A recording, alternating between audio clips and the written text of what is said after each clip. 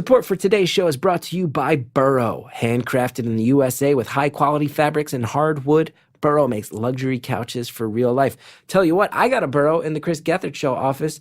It sent it in a box. I'm like, box furniture? It's going to be hard to put together. It's going to be weird. No, it was so easy to put together, so comfortable. I only sit in the Burrow now. My old couch in the office, that's a footrest now because I'm rocking out on the Burrow all the time.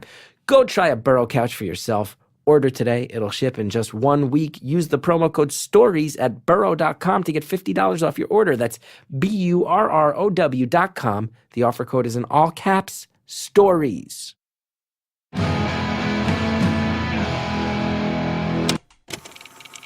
Hello to everybody who knows how to solve 5x plus 3 equals 15. It's Beautiful Anonymous. 1 hour, 1 phone call, no names, no holds barred. I'd rather go one-on-one. I think it'll be more fun, and I'll get to know you, and you'll get to know me. Hello, everybody. It's Chris Gethard. Welcome to another episode of Beautiful Anonymous, a podcast where you listen, a couple people talking. Nice, simple, clean premise. Not much to explain there. People talking on the phone, and you get to spy on them with your ears while you're driving or relaxing. Whatever you do, thank you for listening. It's the best thing in my life. I tell you one thing that underlines how cool a gig this is so many people came out. We sold out the Bell House last week. Had almost 400 people packed in there listening to a call. Got to meet a bunch of you guys afterwards, including a bunch of mods from the Facebook group.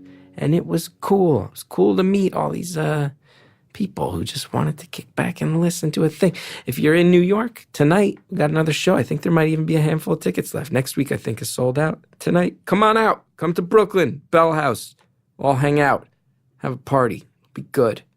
It'll be a good time. What else do we have to talk about? Last week's episode, Chemo Chameleon, not surprising. A lot of people really sending a lot of love to that caller in the Facebook group. A lot of people really just wishing her well, as I do. And I hope everything turns out okay. I hope everything turns out okay for everybody. Whoever has called this show. What a weird gig where so many times it's just the bell goes off and I just immediately, I hope they're okay. I hope everybody's okay. The whole premise of this podcast might just be, maybe we can all be okay. Let's talk about it. Speaking of which, this week's call, I will tell you, this one's interesting. A young caller who's already been through a lot. And I'll say right away, too, the call ended kind of abruptly. We were having a lot of fun, kind of caught up on us. I just want to reiterate from the top caller, kudos to you. You've been through a lot. You've handled yourself well. I hope it keeps going well.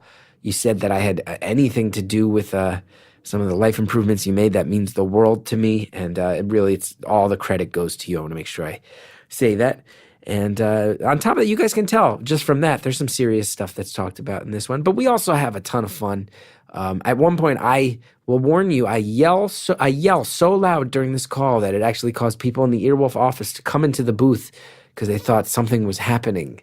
They thought I was like screaming at they were like, man, he's really giving it to that person. It's like, no, I was just having the most fun I've ever had, screaming and yelling about dumb stuff. So yeah, some serious stuff in this one, some fun stuff in this one, and a pretty cool caller. Can't wait to see what you guys think. Maybe I'll see you at the Bell House tonight. Enjoy.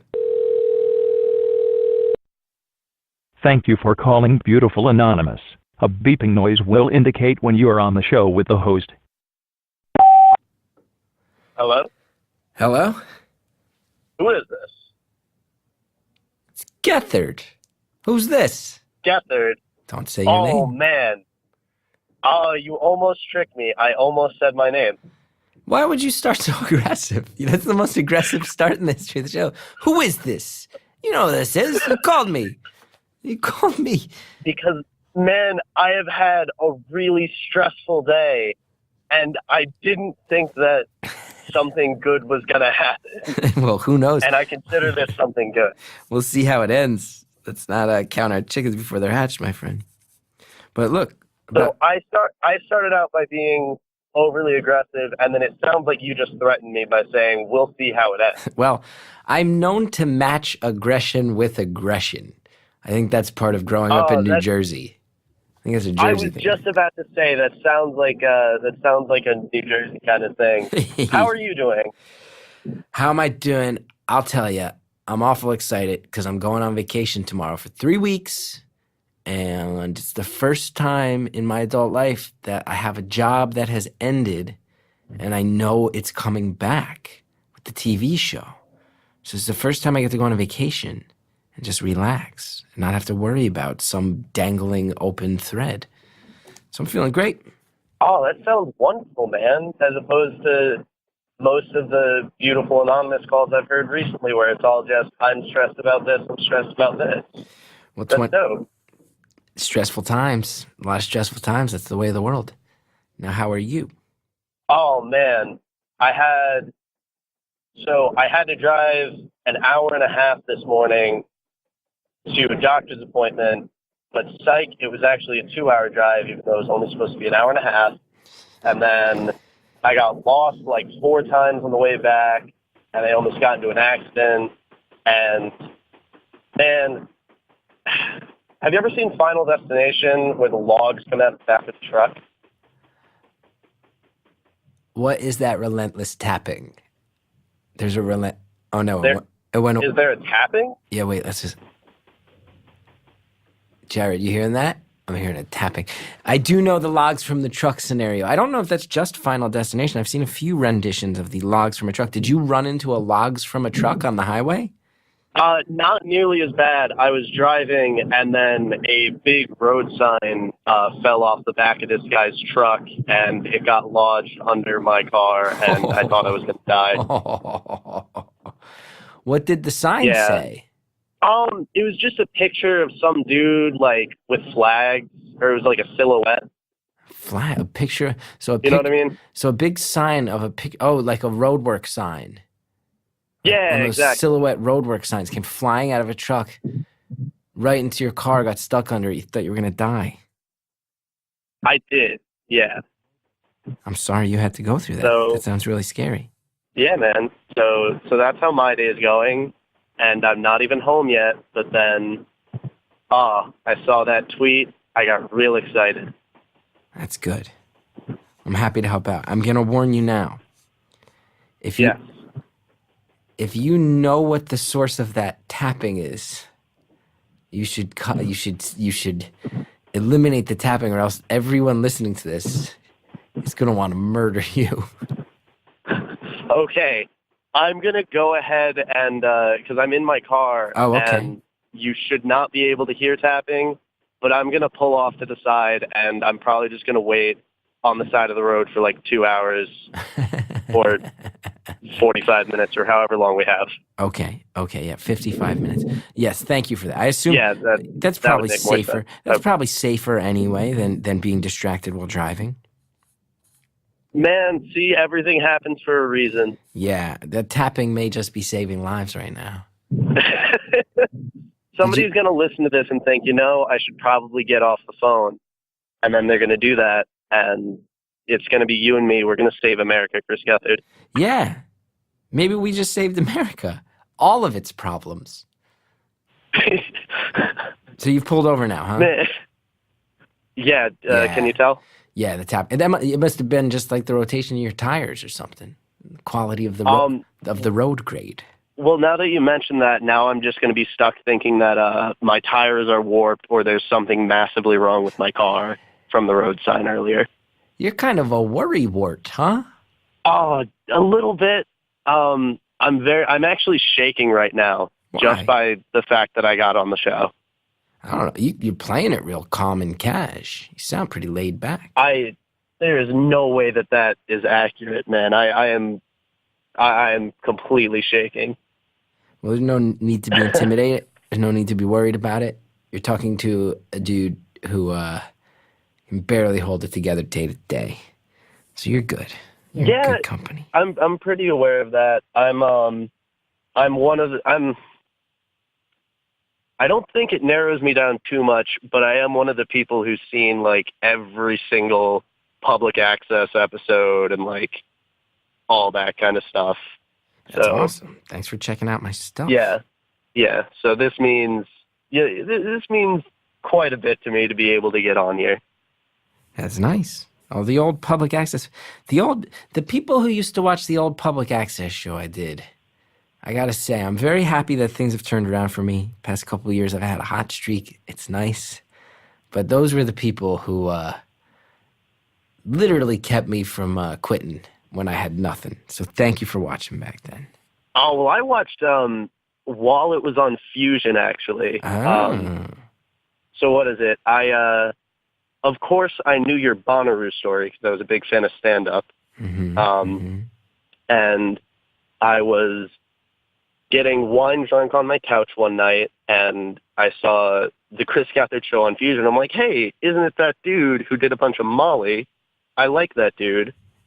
So I watched your show, and I instantly fell in love with it, and I watched everything. Nice. Well, thank you so much. That's awfully nice. Now, what's your deal? Yeah. What's your story? Why are you so nervous about everything all the time? I don't know, man. I've had lots of anxiety most of my life. What is it? I have to, all right, so I've got to go to a sober house tonight and speak in front of a group of people. That's cool. And I'm also nervous for that. Yeah, wait. I want to know what that means exactly. So are you in recovery? I am. That's cool. How long you got? I got like just over a year and a half. Nice. Congrats. So, yeah, oh man, sorry, I'm super nervous. Nah, no need. We'll get over it. We'll get into a rhythm. It'll be fine. I would imagine. Yeah, don't even sweat it. I got your back. Yeah. So yeah, I've got like a year and a half. And do you want to know the fun part? Yeah. I'm still only 21. That's awesome. Congrats. I quit. Right? I quit before I was 21 as well. I don't know if you know that. I quit when I was... I'm very aware of that, actually. Wow, I'm trying not to come off completely obsessed, but you did play a very large role in my being okay with getting sober as young as I was, and then also with my going on mental health meds. Finally, pulling the trigger and going on Lamictal, which I know you're well acquainted with. Yeah, every morning, take my Lamictal. Oh, I'm a nighttime kind of guy. Yeah, I used to do half in the morning, half at night, but I tell you, we're bumping them down. Shrink thinks I might even be at a point where they're placebo at this point, but as long as it's working, I'm not rocking the boat. As long as I'm not crying on cliffs in weird New Jersey towns, then I'll stick with it. Oh, I feel it. I think that's cool. Were you in college? Were you like an active student when you quit? Yeah. That is not an easy task. No, it's not. Because, obviously there's a lot of partying that goes on in college, but even more than that, it's like if you're partying as much as I was partying, the only people you're friends with are people who party. So right. You kind of don't have any real support system around you. 100%. Because I remember feeling too, just on a basic day-to-day level, I had a few stops and starts when I quit drinking because I was pretty aware that I should stop. It was pretty clear that I just didn't know how to do it right. And it's simple. People ask me, how come you don't drink anymore? And I say like, well, I wasn't good at it. And I think they think I'm joking. And there is certainly something like, intentionally trying to be like a little cheeky about that answer. But it is true. Like I wasn't good at it. But it's hard. Like when you go to your friend's place and you're in college, like it might be 2 p.m. and people are just sitting around a table drinking already. Like you're just around it all the time. So kudos to you. Oh man, thanks. I'm stoked about it. See, I actually, what was it? I stopped drugs first.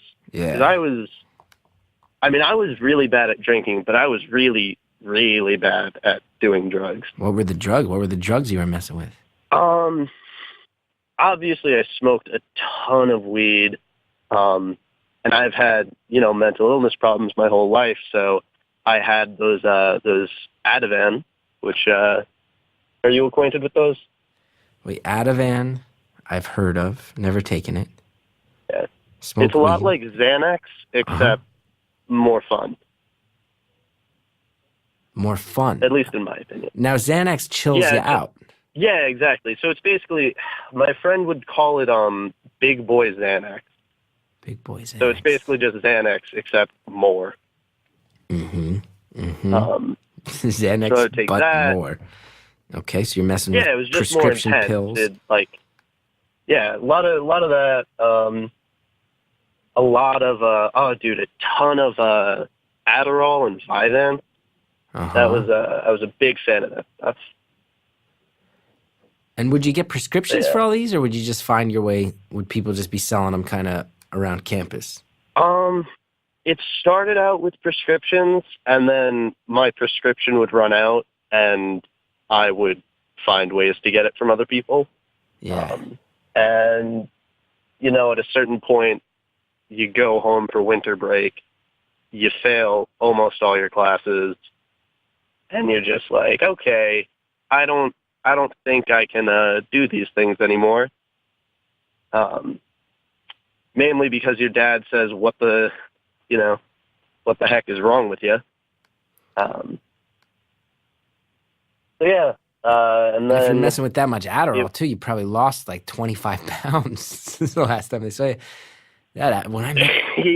When I messed with that Adderall, I got so skinny and so hyper, and I never needed to sleep. But then what would happen is all my muscles would hurt, and I would poop blood. Those were the trade-offs. I don't know. You ever have that one? Have you had weird side effects from the Adderall? Boner stuff? I would go Had some between boner stuff. You had some what stuff?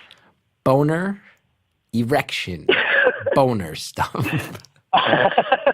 I wanted to make sure that I wasn't mishearing you. Yes, your ears do not deceive you. I did say, the quote, I had some boner stuff. That is a thing I just said to you. Yes. I feel like you should apologize right now, my bad. Not sorry, Sally in particular. Less to you, more to my mom and my aunt. You don't have to apologize to the recovering drug addict for saying the word boner. No. No, what was it? I would just alternate between, and the Vyvanse I liked way better because it was way stronger, but I would be up for like 2 or 3 days straight, and then to avoid the come down, because, oh man, the come down is bad. Like, you feel hollow, you feel dead. So to avoid that, I would just smoke weed all day, every day for 4 or 5 days straight, or a week or 2 weeks if, I didn't have anything else. But I ended up, during the course of one semester, I lost 20 pounds. I gained 20 pounds. I lost 20 pounds. I gained 20 pounds. I lost 20 pounds. And I gained 20 pounds. Wow, 20-pound swings. Not good for the heart, I would imagine. Not good for the overall cardiovascular system. Just constantly losing and gaining weight in increments of 20 pounds. A lot. It's big swings. No, that's always been a thing for me. I can gain and lose weight super, super easily, blessing and a curse. But no, in addition to the weight, I imagine the copious amount of speed I was doing weren't helping the old ticker either. Meaning the Adderall and what's the other one? Vyvanse? Vyvanse, yeah. Vyvanse? It's another amphetamine type. It's Vyvanse is Vyvanse is awesome, man. It's scary how great that stuff is. Like, people on, like, Wall Street guys, the guys who are supposed to do coke all the time. Yeah, I live in New York City. I see those bros all the time. Yeah, a lot of those guys don't like coke nearly as much as they like Vyvanse, because you can just, oh man, it's just so smooth, and it lasts so long, and you get so, like, I don't even know, man. And your nose doesn't bleed. Your nose doesn't bleed. It can if you want it to. You can snort this stuff too. Yeah, because it's in like a capsule, so you can pop it open or you can leave it shut if you want the extended. I just want to go on record, though. Again, the guy who's essentially promoting this is a recovering drug addict. So yes, listeners, don't. All right. Yes. Just don't. Important to note. Don't do this stuff. Maybe if you have like a big project and you got to pull an all-nighter, but. No. Let's draw a line in the sand. No, not if you got a big project you need to draw it. If you have a doctor's prescription and the doctor tells you this is something necessary in your life, then sure. Not if you need to pull an all-nighter. No. Let me jump in there. No. But you know what? You bring up something important. Which is interesting. Like, with drugs in particular, because I've had my run-ins, Adderall, Molly, like you mentioned, and it's funny because you're saying like, yeah, I'm basically promoting them, but I'm a recovering addict. But there is something said for like, that's the realistic conversation, right? Because nobody gets way too into something because it's not fun, you know? Nobody gets dives headfirst into something because it's not awesome. It is awesome at first, but then what happens is, like you said, you've been awake for days at a time and a month goes by and you've lost 20 pounds and you're failing out of your classes and everyone who loves you is like, whoa, the fuck is going on? And then you take a step back and you go, it's not even that fun anymore.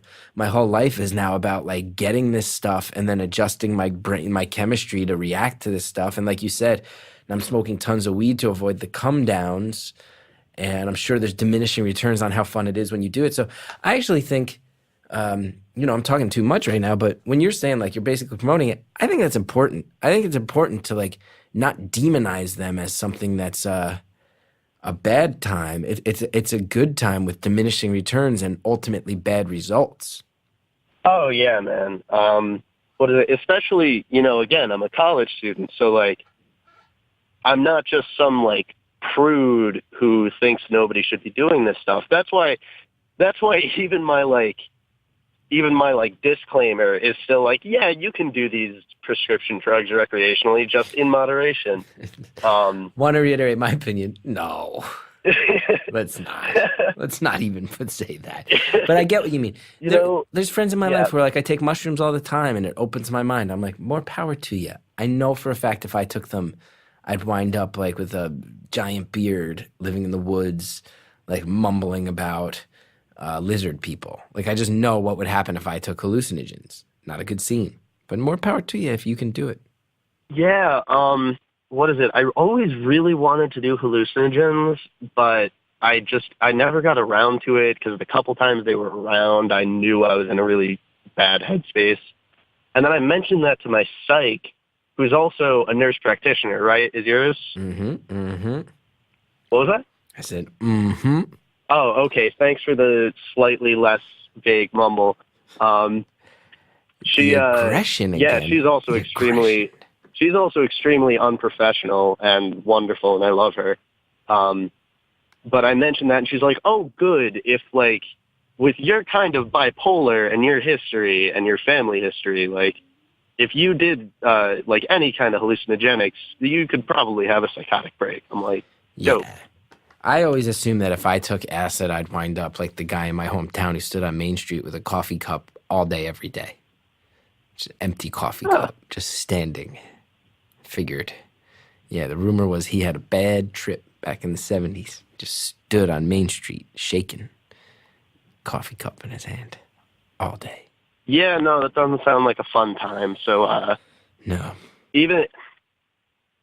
I don't know, I'll have like a friend smoke DMT and then be like, yo, it's the most amazing thing. I'm like, yeah, but have you tried like taking a warm bubble bath? That's also pretty cool. And you don't feel like you're experiencing the sensation of death. Exactly. DMT for any, I got so...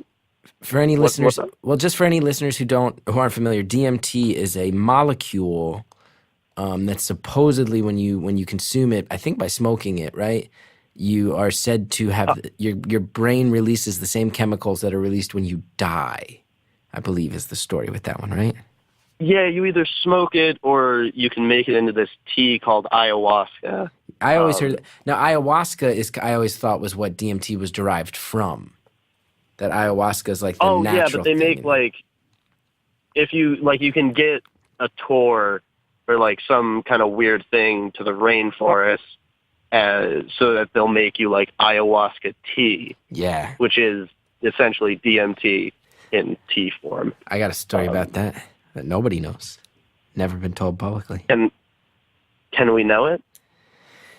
So, a lot of people at this point, because I've talked about it a bunch, including in the HBO special, know that in 2012 had a very, very big freak out. What a lot of people don't know is that my friend Antonio Campos, a noted filmmaker, director of films such as After School and Simon Killer, producer of Martha, Marcy, May, Marlene, good pal of mine, we were writing something together, and I was going to his office every day, and I was popping Adderall like M&Ms, and I was just in front of him, just eating that, and he finally was, and I was telling him, like, I was like staying up all night and sleeping around, and he finally grabbed me. He's like, yo, we got to get you out of New York City. So nobody really knows this part of the story, which is that my friend had a film in a film festival in Brazil, and he's like, you're coming to Rio with me. And I was like, fuck yeah, I am. How's that for a cliffhanger? I'm the most open book in the world. What story have I not told? Well, you're just going to have to stay tuned. In the meantime, we got advertisers. That's why I get to bring you the show for free every Tuesday. Be back right after this with more phone call.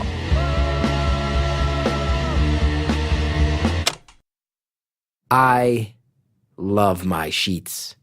I get into bed and I'm thrilled. I feel them and I love them.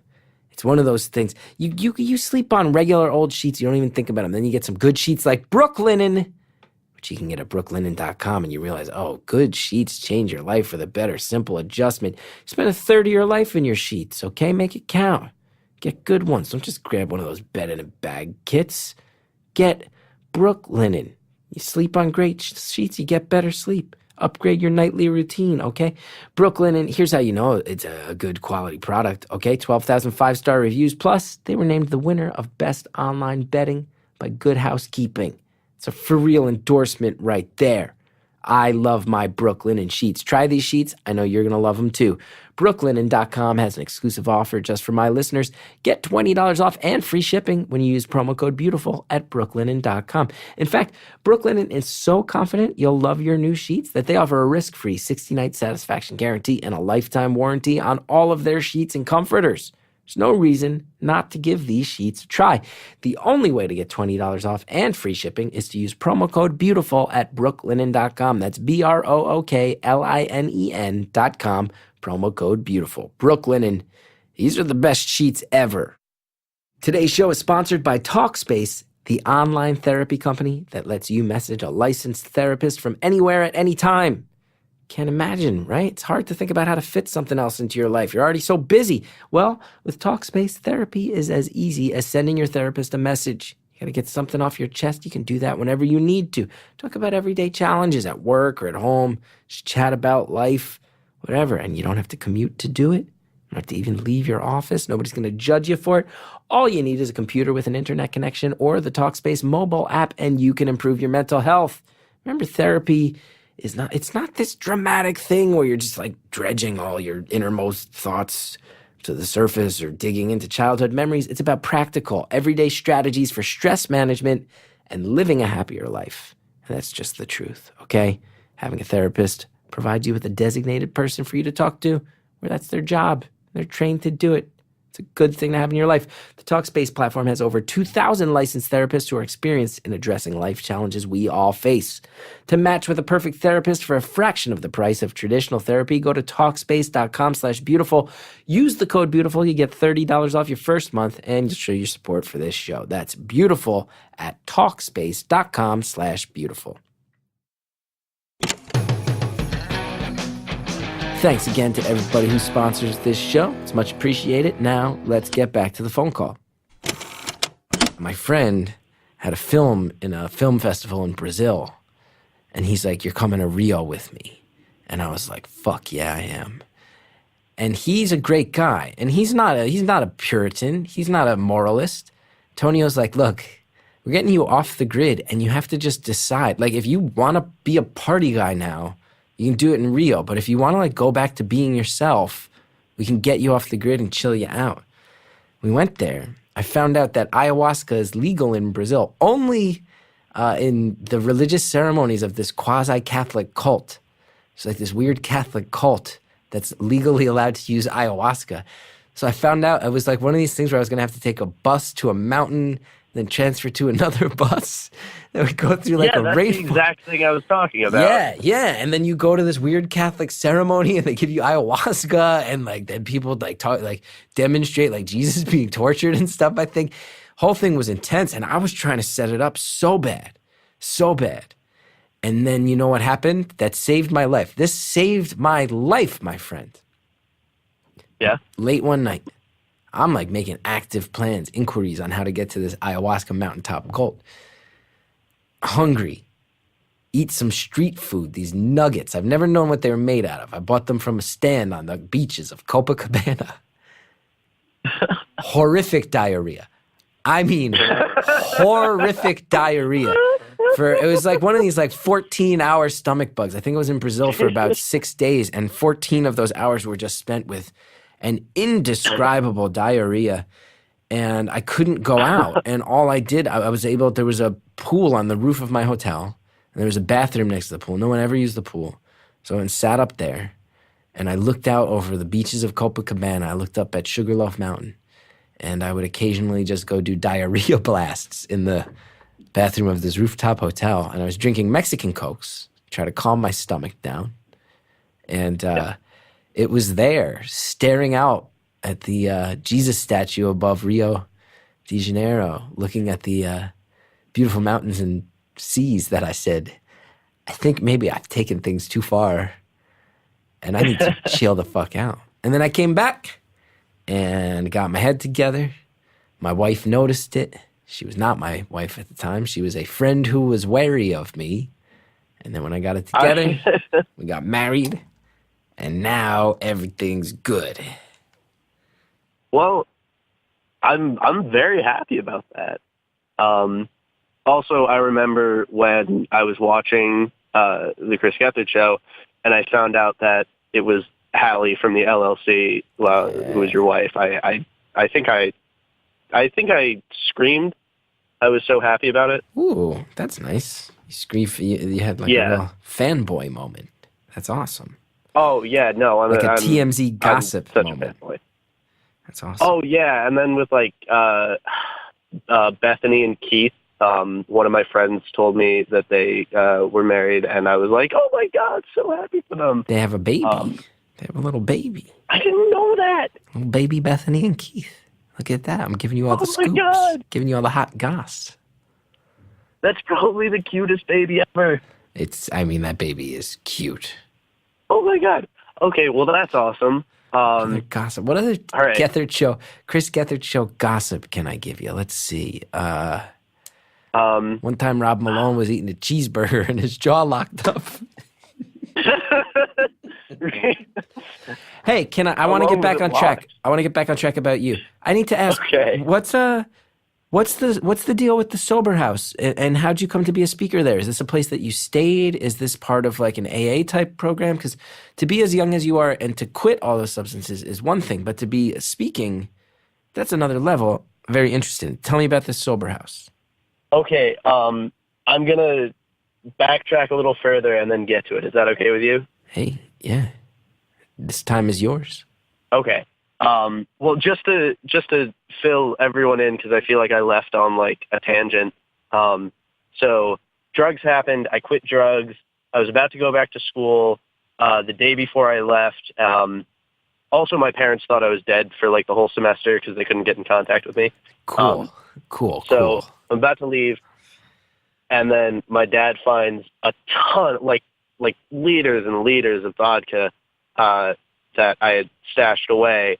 And he goes, hey, man, not okay. I end up going to a meeting with him, an AA meeting. Is he in the program? Then, he is. Oh, wow. That must have freaked him out. Yeah. That must have been a heartbreaking thing for him to see his kid hoarding booze. Yeah, to his credit, he was unbelievably calm about it. He just said, "Hey, I think you should come to a meeting." Yeah.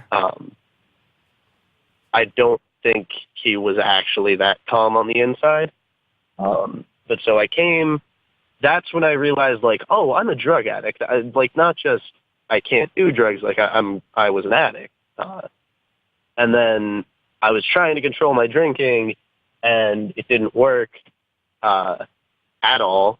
It just kept getting worse and no more fun, and just I couldn't stop drinking. And then I finally like threw my hands up. I'm like, well, fuck this, I'm out. And yeah, so then I decided to be sober. I decided that was probably the right thing for me to do.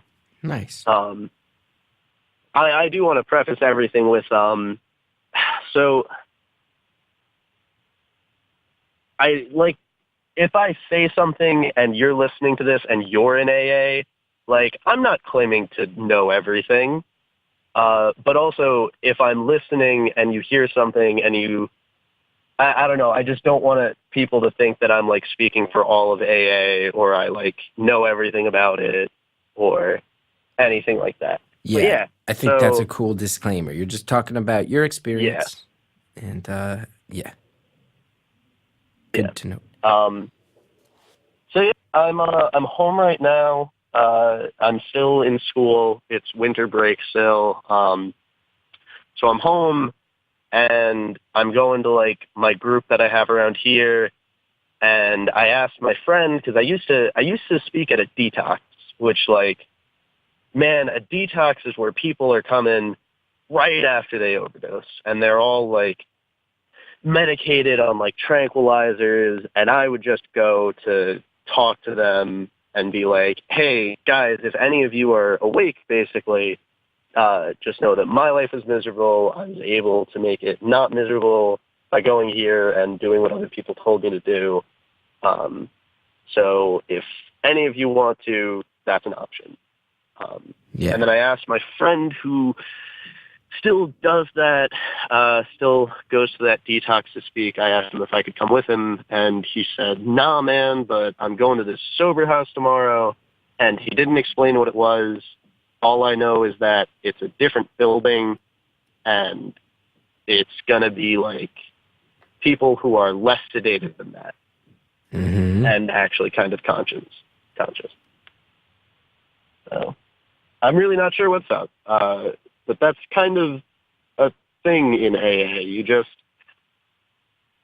Somebody will tell you you can do something, and you should just say yes and do it. Because most of the time saying yes means you'll help somebody out, or you'll at least be there to try to help somebody out. That's awesome. So and you'll probably be uncomfortable, and it won't be what you're used to, and you'll get kind of vague instruction, and it won't make sense, and then somehow it ends up helping.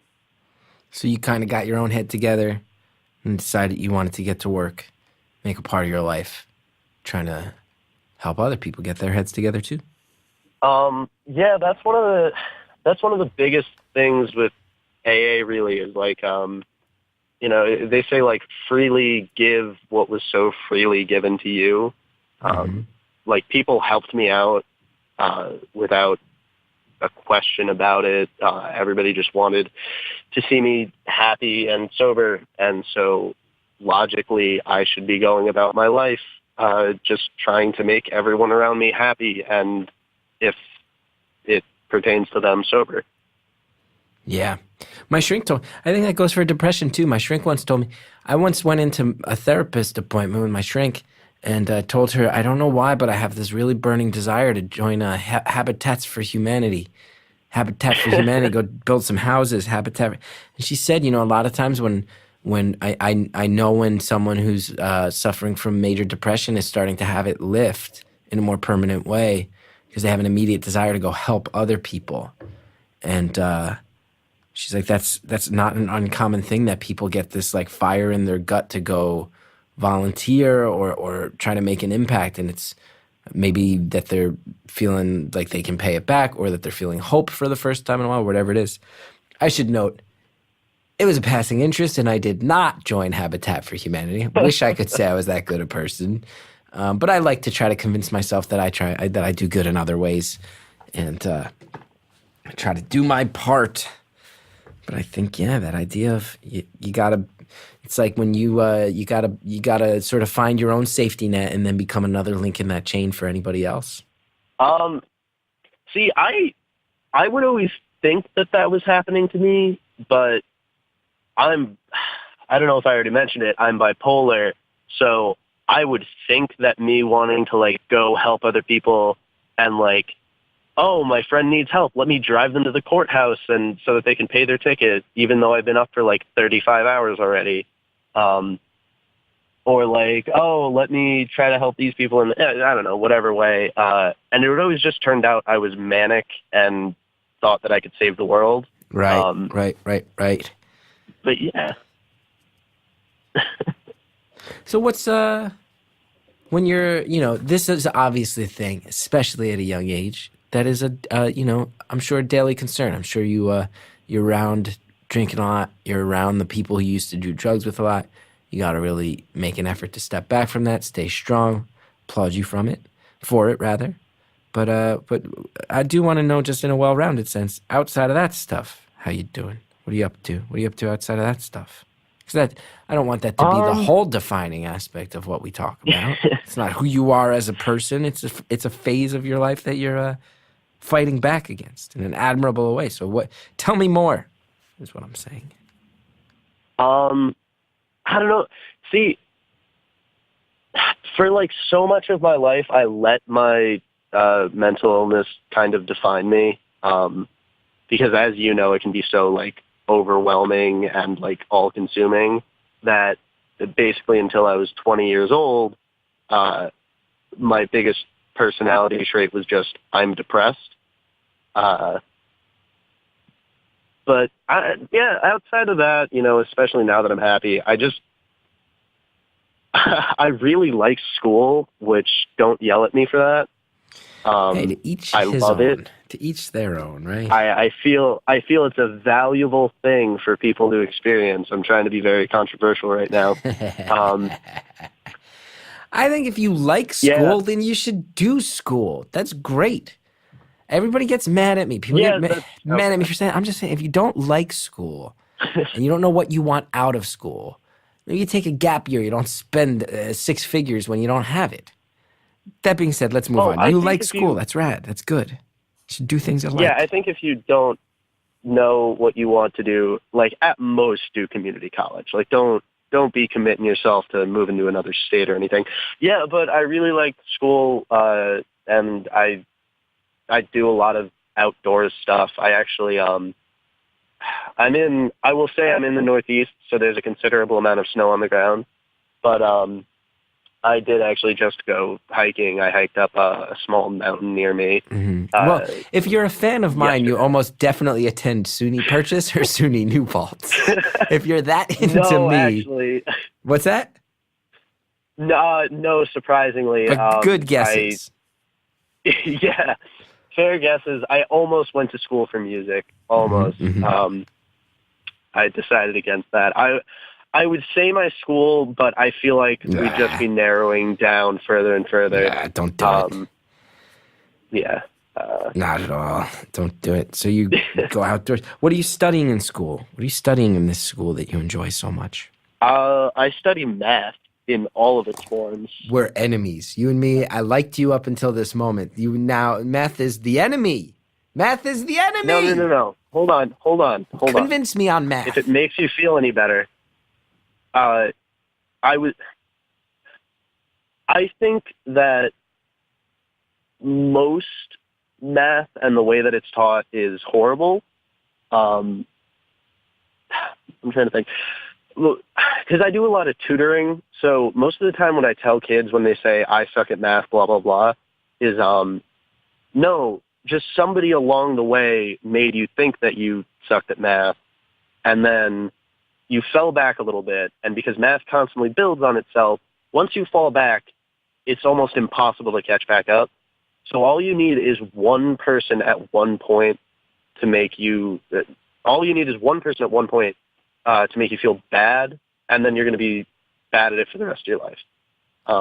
I've been bad at it since 4th grade. I got put in special math in 4th grade. Yeah, so you probably just didn't have like a super big knack for it. So I can't blame anyone who doesn't like math, because the system of math education does not like most people, I suppose. That being said, math is important, and it's the only reason you can be in the society you're in today. Can we do a test? I'm going to start with I want you to test me. We're going to find out my proficiency at math. We're going to start at 7 times 6, which I believe is 42.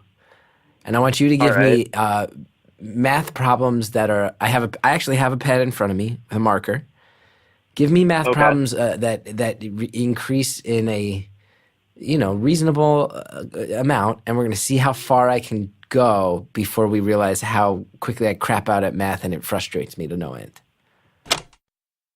Let's pause there, because I know I just dropped a bomb, and a lot of you guys are probably salivating right now, thinking about how you get to listen to a guy do math. It's very, I will say, having already recorded it, it's funny. You come back, you just, you want to hear me get frustrated? Yeah, come back after this. We got ads now.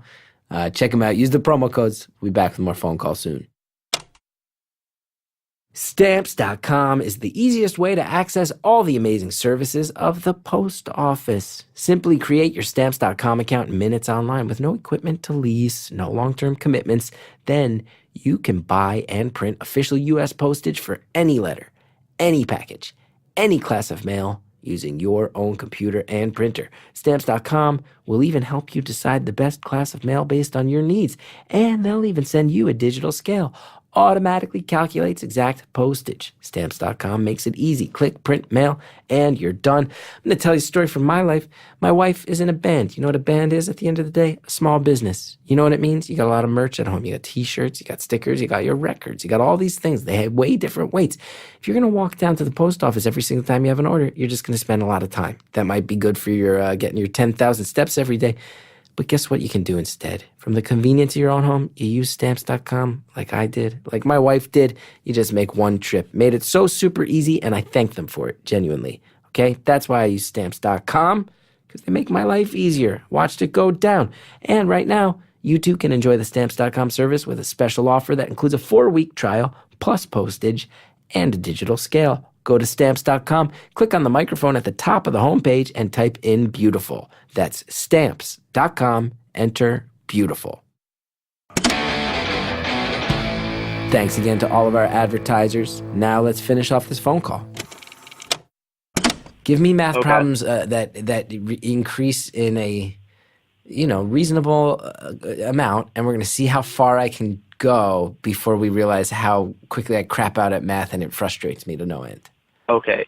Right off the bat, I'm going to tell you, when people think that math is arithmetic and that math is all just... When I tell people I'm a math major and they expect me to be able to do, like, hard multiplication problems, I get very upset, because math is... it is very much not that. It is a lot of logic and forming arguments based off of facts and solving large, complicated problems with large models. And so you're more of a word let's problem start off with, guy. You're more of a word problem Let's start guy. off with... Sure, yeah. Yeah. 7 plus 4. 11. That's easier than 7 times 6. 5 plus 7. 12. I mean, I'm 37 years old. I can add 5 and 7. All right. 11 times 11.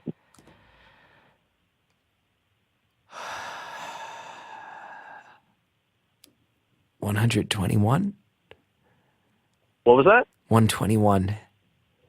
Very good. Oh, God. Okay. Oh, I'm so stressed out. Harry, you can see it.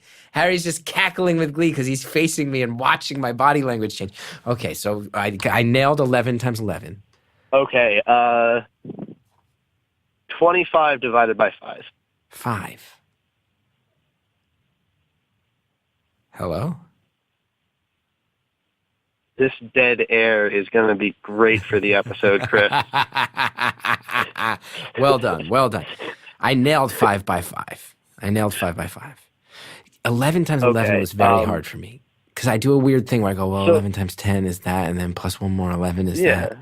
And then I add, yeah, that's how you're supposed to teach math, by the way. When people complain about Common Core, they have no idea what Common Core actually is. I'm so stressed out.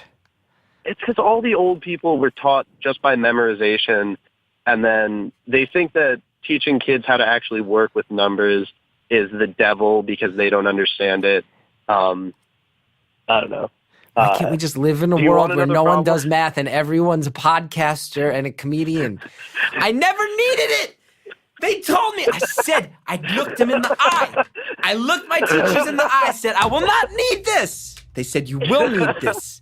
I said, I will not need this. If I need this, if I am living a life that needs this, I will change my life to not need this. And you know what they used to say? I may have mentioned this on the show before. They say, you're going to go to the grocery store. You're going to have a basket full of items. And you're not going to know how much it costs. It's not. And you know what they always used to say when I was young? You know what they used to say when I was young? It's not like you're walking around with a calculator in your pocket. Yep. Well, guess what? Some genius named Steve Jobs finally was like, maybe we should have calculators in our pockets. They also tell you the time with numbers, not the hand things. Another thing I never needed to know. I will say, as somebody who actually cares about math and computer science, the fact that you would give Steve Jobs any credit whatsoever for anything other than being good at marketing, little upsetting, gotta be honest. Well, we all know the Woz was the guy building the blue boxes back in the day. Yes. Yeah. I don't know. See, I'm trying to think. I totally had something to say, and I forgot it amid all your really over-the-top ranting. If you ask me 12 by 12, my answer legitimately is I do not know. Let me try 12 times 12. 11 times 11 was 12. No. If you're going to do a math problem, I'm going to bump you up from arithmetic to algebra. Are you ready? Yeah, because that's where I crapped out hard. Okay. X plus 2 equals 10. 8. Solve for X. 8. Okay, you got it. Come on. Very nice. Come on. 5x plus 3 equals 15. 5x plus, let me write that down. People are now, nothing more exciting in the audio sphere than listening to a guy do math. 5x plus 3 equals 15. So that... This was an episode of the Chris Gethard Show, wasn't it? I don't remember. There's been too many of those fucking things. 12 divided by... You can't divide 12 by 5! Yes, you can. The number is called 12 fifths. 12 fifths. It's 24. You don't have to divide it. It's 24. No, you can't. That's not the answer they want. Mr. yells at you. If you looked Mr. in the eye and said 12 fifths, he'd yell at you and he'd make you feel bad. And you'd say, why don't you just coach the soccer team and do them and not be mean to me? I'm in 7th grade. I actually judge because I have like math education majors. Oh my God, math teachers have to learn so much more math than they'll ever use. Like, oh my God, there's stuff called like analysis, which is the theory underlying theoretical calculus. And then you're not even going to be teaching calculus. It's ridiculous. Is it 2.2 or 2.4? Is it 2.2 or 2.4? 12 divided by 5. 12 divided by 5 is going to be 4th, 5th, 2. It's 2.8. Isn't it? I don't know. You're the math. Wait, no. It's 2.4. My bad. It's 2.4. That's what I thought. See, that's again though. No, but I judge them because they don't have to take the harder classes that I have to take. So I'm like, you don't really know any math. So anybody who tells you that you have to simplify your answers to like 2.4 instead of 12/5, they don't really know math. Yeah, but when you're a kid and all you want to do is get through the day without people focusing on you because you're in 8th grade and everybody else is going through puberty and you're not going to go through puberty for 4 more years, you don't What does that need the girls' soccer coach putting a spotlight on the fact that you can't divide 12 by 5. What does that put you at? Senior year? Yeah, senior year is when I finally got pubes. No, It's maybe okay, maybe buddy. end of junior year. Same. Maybe end of junior. Yeah, that's Yep. rough. When you're in that. Right when I was turning 17, Yeah. it was a very lonely high school existence. It was sad. I mean, it gets I to the don't point where they think don't you even could make pay funny me. anymore, right? They don't even make fun. After a certain point, they're just like, oh, yeah, I mean, we've said all the jokes. So, yeah, well, I guess your voice will just change. I mean, we can't say any more jokes. It's fine because I acted slightly effeminate, and I was a little flamboyant and over the top. So all the older girls thought I was gay, and they would all just make me their best friend. Oh. So That's I kind cool. of went to the opposite side. Instead of getting bullied, I was invited to like parties with the older kids. Oh, you were embraced. Yeah, to some extent. Not me. I was wasn't getting bullied in invited to other parties by older girls. Wouldn't say, oh, what was your high school experience like? A lot of older girls bringing me to parties. Not so much. Me and Mark I went Mark to Zaki. 5 proms. What's that? You went to I went five to, proms? Yeah. Man. I think I went to a prom my sophomore year, junior year. 4. So sophomore, junior, senior, and then I was dating a girl who was in high school still, my first year of college. So I went to a 4th one then. So you could pay me to chop off a finger, but I don't think you could pay me to relive like a month worth of high school. How much would I have to pay you to chop off that finger? Jeez. Are we going to go with like left pinky finger, the least effective one? Sure. Pinky finger on your non-dominant hand. Realistically, how much money do I have to offer you for you to chop that off and send it to me in the mail? For me to chop it off myself, like with a cleaver. Well, now that I'm looking at my student loans, because I just realized I'm going to graduate about $60,000 in debt. Oh, fuck. It's okay. No, it's not. No, it's okay because like my field has 99% employment. It's pure What do you end do? apply. What are you talking about? How do you get employed? What's your field with math? You're a mathematician? Well, because I double with because like there's pure math, which is that's like, have you seen that movie Good Will Hunting? Yeah, math. Basically, pure math is just a bunch of smart guys sitting in a room talking about stuff. Applied math is solving problems and making people more money. So applied math as a field has like, I think over 97.5% employment or something. What fields? What type of fields do people go into? A lot of stocks and bonds and stuff like that. Market predictions. That's financial math, and then there's and then there's like you can use it to apply to I want to go into more like business and like optimizing solutions for people. You can use it to go into computer science or into physics or into a bunch of different stuff. Like you could use it to go into like stats or really anything. There's a bunch of different stuff.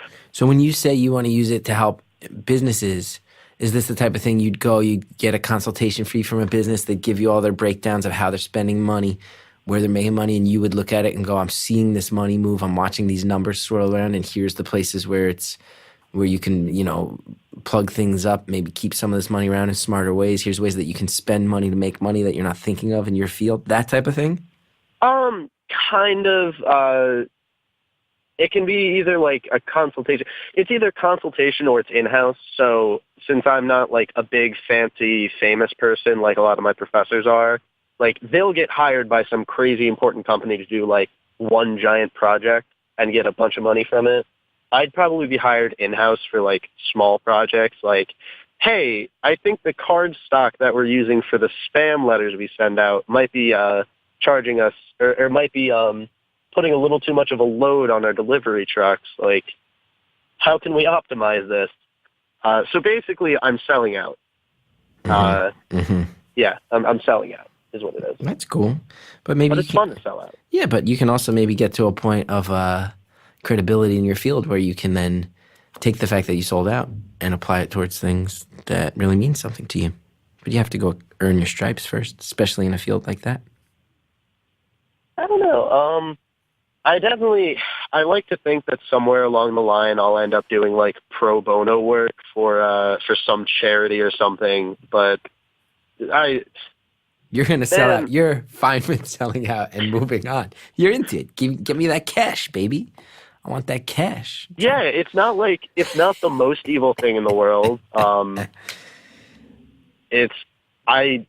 I will make money by making people more money and making less redundancy in the world. So I don't think it's a bad thing, although I'm sure many people might.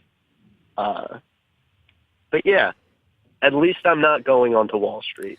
Now, as someone who has studied the large bulk of my work, who has watched what sounds like around 200 hours of me, what optimizing solutions would you offer me in my life as someone who wants to offer optimization solutions? Oh, Jesus. Oh,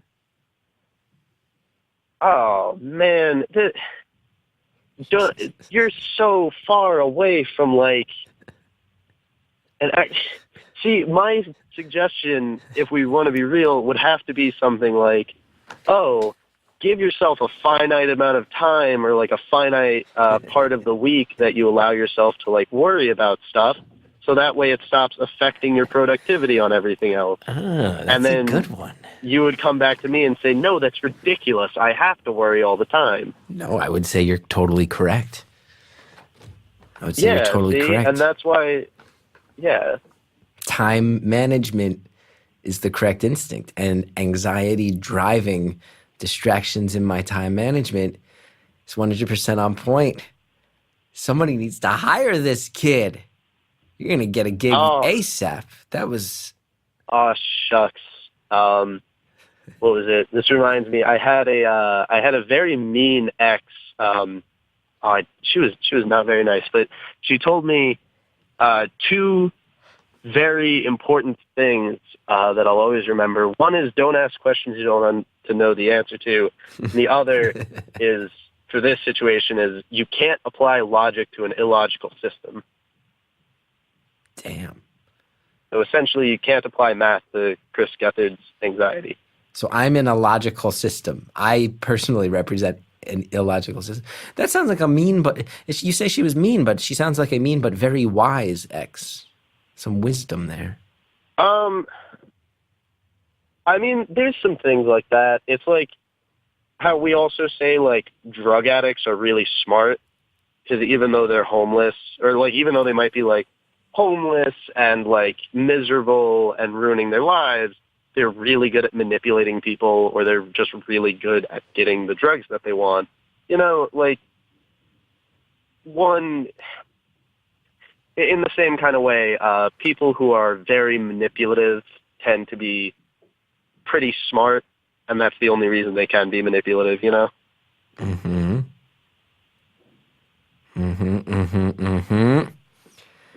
Still a sore spot. You there?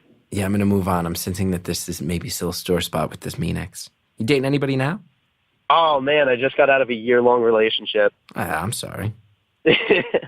No, it's fine. I know it's a sore spot. It always will be. I'm okay with it, though. I like to try to be as vocal about it as possible, just because if I can help a single person get out of an abusive relationship,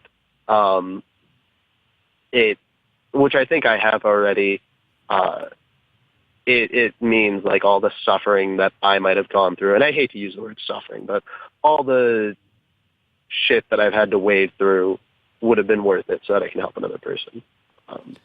That's a good way to flip it. I think it's the same thing with AA, you know. There's this phrase at one point, and it's, no matter how far down the scale we've gone, we will see how our experience can benefit others. I don't know. I think that's a pretty important thing to keep in my life, you know? Yeah. Yeah.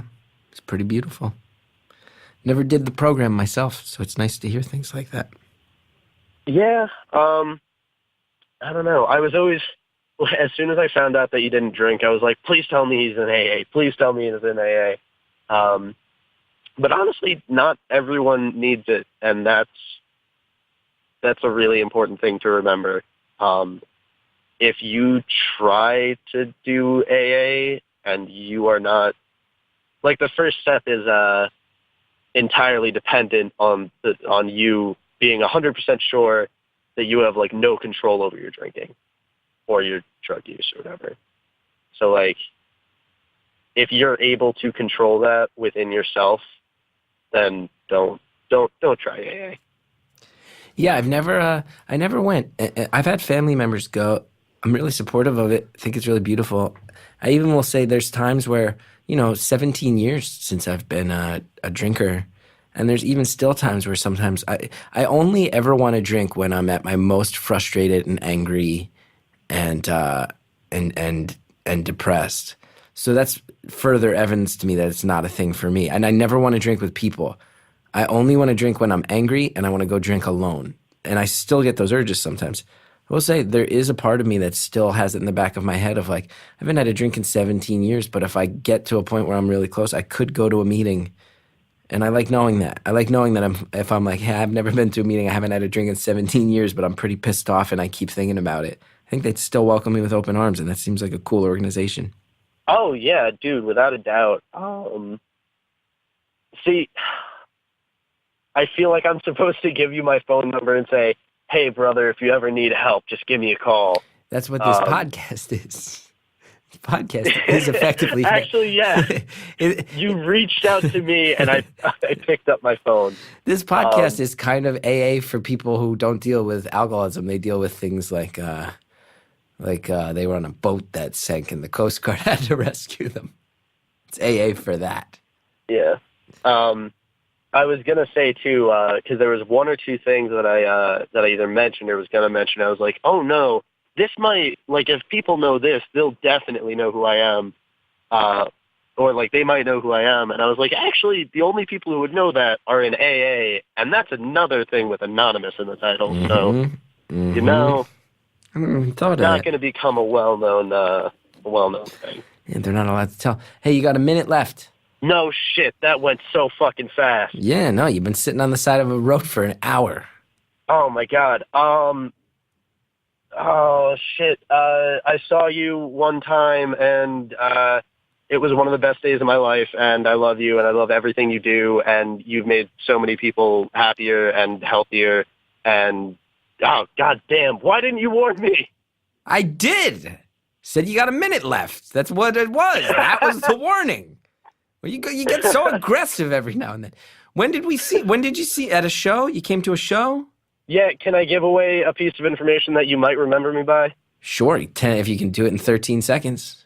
Okay, you signed my bottle of Deplin. It's not a real, it's like a kind of a mental health med, and you went up on stage and you said, that's the coolest thing anybody's ever asked me to do. Yeah, I remember that. So you signed my medication.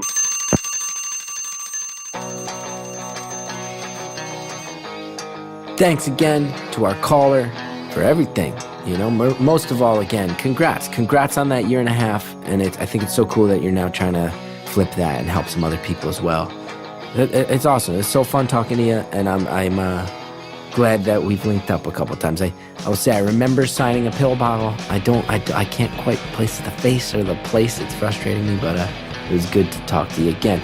Thank you for calling. Thank you to Jared O'Connell, the no-nonsense, no-shit-taking enforcer in the booth. Thank you to Harry Nelson. Thanks, Reverend John DeLore and Greta Cohn, for helping me build this show. Thank you, Shellshag, for the music. If you want to know about me, including tickets, chrisgeth.com is the website. chrisgeth.com. Check it out. Any tour dates I have, they're up there. You like the show, go to Apple Podcasts, rate, review, subscribe. It helps so much. I promise you. It's everything I got. That's all the business. Thanks for listening.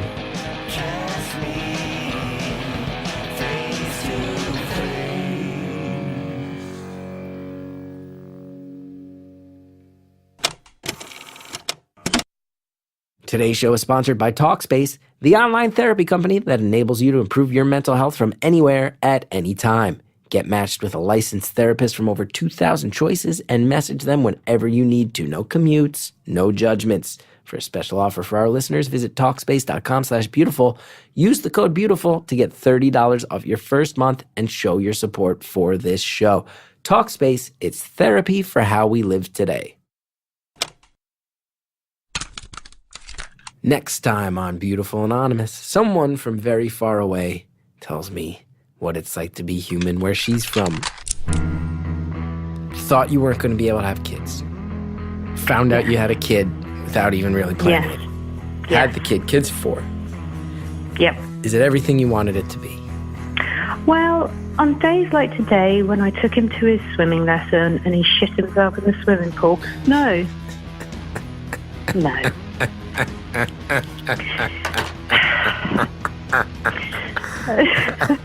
Literally, his last swimming lesson of this half term, and I had to drag him out of that pool. That's next time on Beautiful Anonymous.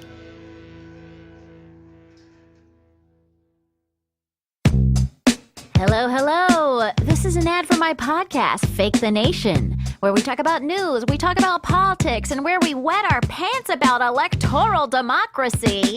I am the host, Negin Farsad, your friendly neighborhood Muslim podcaster. Every Thursday, I'm joined by a rotating cast of politically savvy pals, folks like John Lovett from Crooked Media. If Ruth Bader Ginsburg has a step-in tub, you get that thing the fuck out of her house. Because if she has to step over even a lip to bathe, it's unacceptable. Like John Fugelsang from SiriusXM. I have a bumper sticker that says impeach Pence first because he's all the evil but half the comedy value, so he's useless to me. And other people not named John. Every episode we break down the news, we ridicule our popular vote-losing minority president Donnie Twimp, and we do it in 3 tasty little segments with a cool bell at the start of each one. Yeah, like that. To hear more, just check out Fake the Nation on Stitcher or wherever you listen. New episodes drop every Thursday afternoon.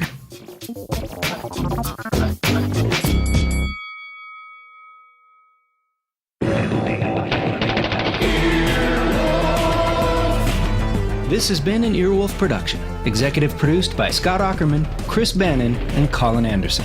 For more information and content, visit earwolf.com.